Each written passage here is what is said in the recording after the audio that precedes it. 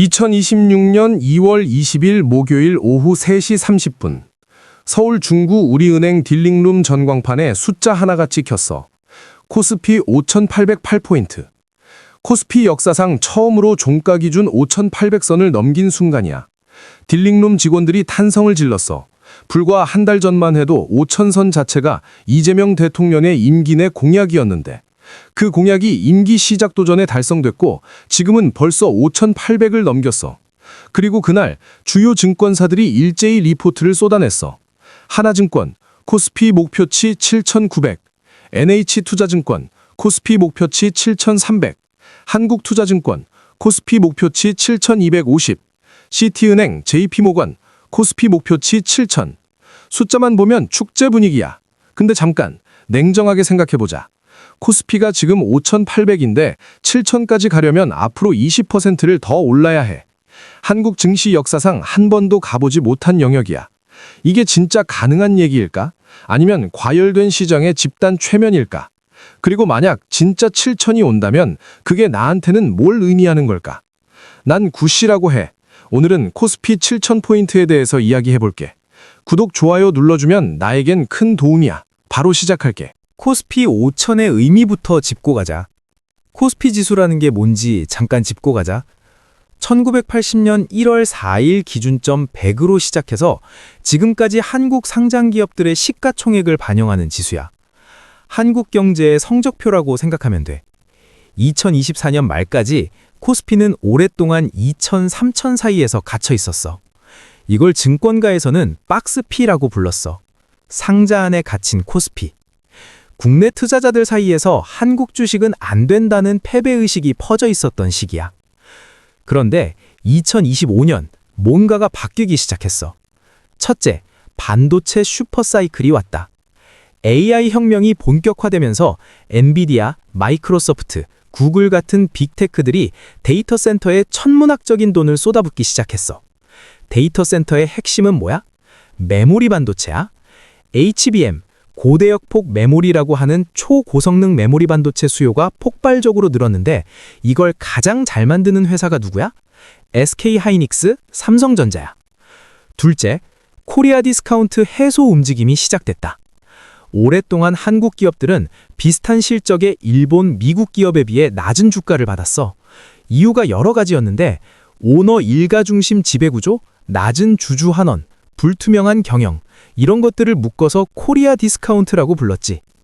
그런데 상법 개정 논의가 본격화되면서 이게 바뀔 수 있겠다는 기대가 시장에 퍼졌어.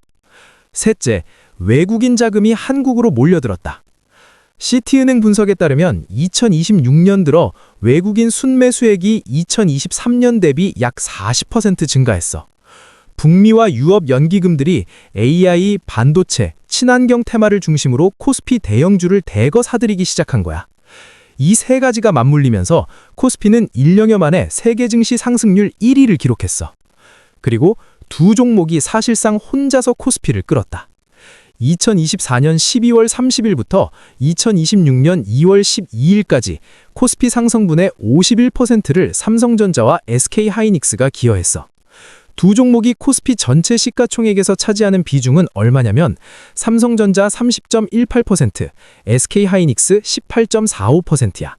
합치면 코스피의 거의 절반이야. 자, 이제 핵심이야. 왜 증권사들이 7,000을 말하는지 가장 중요한 논리부터 설명할게. 주식 가격은 결국 기업이 돈을 얼마나 버느냐로 결정돼. 이걸 기업 이익이라고 해. 하나증권이 연초에 코스피 전체 기업의 2026년 순이익을 330조 원으로 봤는데 불과 한 달 만에 이걸 457조 원으로 올려잡았어. 반도체 회사들의 예상 순이익이 137조 원에서 259조 원으로 뛰었거든. 반도체 하나가 코스피 이익 상향 조정의 96%를 차지한 거야. 그리고 NH투자증권이 주목한 게 있어. 지금 코스피의 선행 PER이 9.3배야. PER이 뭔지 모르는 사람을 위해 설명하면 기업이 지금 수준으로 돈을 벌면 몇 년 만에 주가를 회수할 수 있냐는 지표야. 9.3배면 9.3년인 거고 이게 낮을수록 주가가 싸다는 뜻이야. 대신증권에 따르면 코스피의 선행 PER 9.3에서 9.5배는 저평가 구간이야. 삼성전자와 SK하이닉스가 속한 반도체 업종은 PER이 지금 6.7배야. 과거에 반도체 순이익이 2년 이상 연속 증가했던 시기에는 PER이 평균 12.1배까지 올라갔어. 지금 6.7배에서 12.1배로 올라간다면 하나증권 계산으로는 74.8%의 주가 상승 여력이 생겨. 이게 증권사들이 7,000, 심지어 7,900을 말하는 근거야. 그런데 잠깐 리스크도 제대로 봐야 해. 첫 번째 리스크, 반도체에 너무 쏠려 있다. 삼성전자와 SK하이닉스가 코스피의 약 48%를 차지한다고 했잖아. 이게 양날의 검이야. 두 종목이 올라가면 코스피가 올라가지만 두 종목이 빠지면 코스피 전체가 흔들려. 반도체에 대한 의존도가 너무 높은 구조예요. 두 번째 리스크, 소비자가 버텨줘야 한다. 이게 진짜 핵심 논리야. AI 데이터 센터가 HBM 반도체를 미친 듯이 사고 있어. 그런데 일반 소비자용 D램, 낸드 플래시 수요는 어디서 나와? 우리가 스마트폰 바꾸고 노트북 새로 살 때야. 그런데 지금 중산층 이하 가계 재정이 좋지 않아. 소비자들이 폰을 안 바꾸고 PC를 안 사면 범용 반도체 수요가 꺾이고 반도체 가격이 다시 떨어질 수 있어. 세 번째 리스크, 엔비디아 실적 발표가 분수령. 2026년 2월 26일 엔비디아 실적 발표가 예정되어 있어. 엔비디아가 AI 수요가 얼마나 강한지를 보여주는 기업이거든. 시장은 매출 658억 달러, 주당 순이익 1.52달러를 기대하고 있어. 이 기대치를 충족하거나 넘어서면 상승 흐름이 이어지겠지만 못 미치면 반도체 전체가 출렁이고 코스피도 같이 흔들릴 가능성이 높아. 네 번째 리스크, 증권사 예측은 틀릴 수 있다. 이걸 꼭 말해야 해.